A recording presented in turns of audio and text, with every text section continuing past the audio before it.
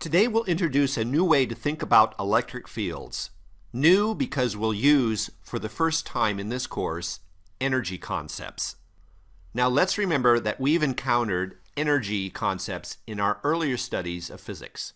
As a refresher, before continuing with this lecture, you may wish to first view the lecture on potential energy, a concept that was introduced to us earlier when we studied mechanics, the science of motion. In this lecture, we'll begin by fleshing out the concept of electric potential energy using a specific example. From there, we'll then use this example to introduce a new concept, electric potential. Let's recall that for any interaction that can be described with a potential energy, the starting point for defining that potential energy is the work done by that interaction. So, for electric interactions in a given situation, the change in electric potential energy is minus the work done by the electric interactions. If we describe the interactions as forces, here the electric force, then let's remember that to compute the work, we sum up, we integrate the scalar product of the force and the small displacements dr along some path in space. To help us think more concretely in the context of electric interactions, let's look at a specific example. Recall in an earlier lecture we discussed how to compute the electric field of a charged plate. For our purposes, let's assume the plate has an area of capital A and a total positive charge, capital Q. Recall that for any observation location that is sufficiently near the plate and not too close to the edges of the plate, then we found that the electric field vector E, due to the charged plate, is perpendicular to the plate. For our choice of coordinate system, that means parallel to the x-axis here. And here is the expression we found for that electric field. Now, to compute a work, we need something else in the problem, something for the charged plate to interact with. So let's place a point-like object with positive charge, small q, at the observation location. The plate will exert an electric force, vector F, on the point charge. Notice here we're dropping the subscript E when describing the force. We just will need to remember that we're dealing with electric forces here. We know how to compute this force on the point charge. It's the product of the charge small q times the electric field, which is this. Now, what's important to notice here is the field and the force are constant in time and space as long as we're near the plate and not too close to the edges of the plate. That simplifies the calculation of the work done by the electric force in this case. The integral boils down to the scalar product of the electric force with a macroscopic displacement vector delta r. Delta r is the change in position from some starting point, here labeled 1, to some ending point, final position, here labeled 2. So for a situation like this, where the electric force is constant in space and time, then the change in the electric potential energy of the plate point charge system is minus the scalar product of the electric force and the displacement vector delta r. Now this displacement vector delta r is just one possible displacement. There are lots of possible displacements. Here's a good way to classify those possibilities. If the electric force and the displacement are roughly aligned, meaning the angle theta between the force vector and the displacement vector is less than 90 degrees, then the change in electric potential energy is negative. That is, the electric potential energy of the plate point charge system decreases as the charge small q moves from the initial position to the final position.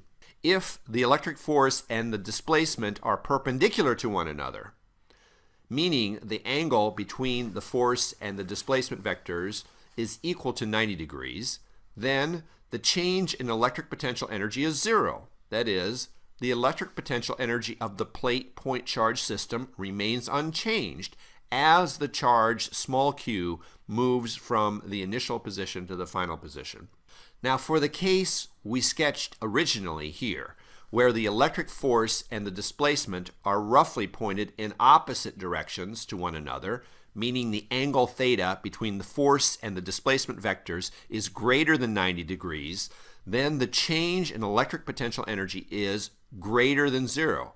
That is, the electric potential energy of the plate point charge system increases as the charge small q moves from the initial position to the final position. We can verify that in this case by working everything out in detail. To find the change in electric potential energy, we insert the coordinates for the initial and final positions and work out the displacement vector delta r, then compute the scalar product in detail to obtain this expression, which we can see is greater than zero, as expected. x2 minus x1 is negative here, and we have an overall minus sign, so the product of those two negative quantities gives us an overall positive quantity, the positive change in electric potential energy. Now let's take our expression for the change in electric potential energy and divide it by the charge small q.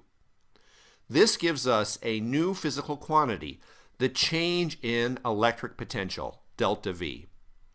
This quantity has the dimensions of energy per charge. In the SI system, the units are joule divided by coulomb, joule per coulomb, which is given a specific name, the volt. In the case where the electric field is constant, like the charged plate we've been considering, then the change in electric potential is minus the scalar product of the field and the macroscopic displacement vector delta r. Here is a very important point. Notice that to compute the change in electric potential, we are only paying attention to the source charges that generate the electric field. We don't need to look at any other objects. Once again, there are many possible displacements that we could consider. Here is a good way to classify those possibilities for the electric potential. If the electric field and the displacement vector are roughly aligned, then the change in electric potential is negative. That is, the electric potential decreases when moving from the initial position to the final position. If the electric field and displacement vectors are perpendicular to one another, then the change in electric potential is zero. That is, the electric potential remains the same when moving from the initial position to the final position. For the case we sketched originally, where the electric field and the displacement vector are roughly pointed in opposite directions to one another, then the change in electric potential energy is greater than zero. That is, the electric potential increases when moving from the initial position to the final position.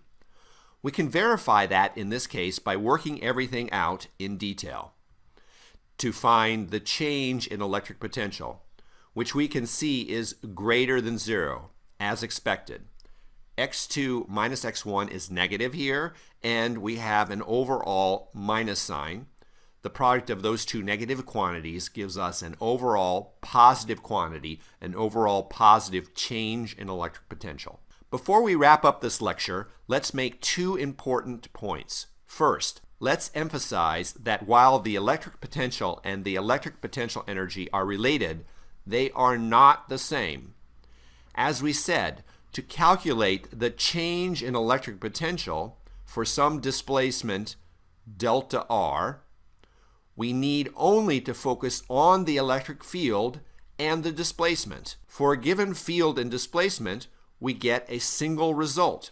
Here, a positive change in electric potential. Now, to compute a corresponding change in electric potential energy, we need more information.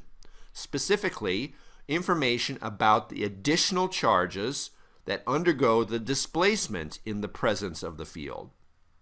These additional charges could be of various signs or magnitudes. So, for example, for the displacement and constant electric field shown here, if we have a positive charge plus small q, the change in electric potential energy is positive. However, for the same electric field and same displacement, if the charge is the same magnitude but negative, the change in electric potential energy is negative. Here's the second important point. The value, the electric potential V, and the change in the value, the change in the electric potential delta V, are related, but they are not the same thing. In this lecture, we focused on calculating the change in electric potential because that's most often the more important quantity.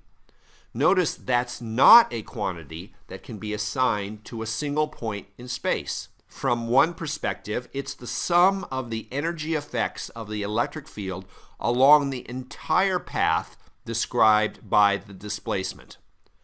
From another perspective, it's the difference between the electric potential at two different locations, two different points in space. The electric potential at the end point of the path minus the electric potential at the starting point of the path. So we can see here how V, the electric potential at a single point in space, comes into play. We will have more to say about how to calculate both delta V and V itself in another context in our next lecture, where we will consider cases where the electric field is not constant.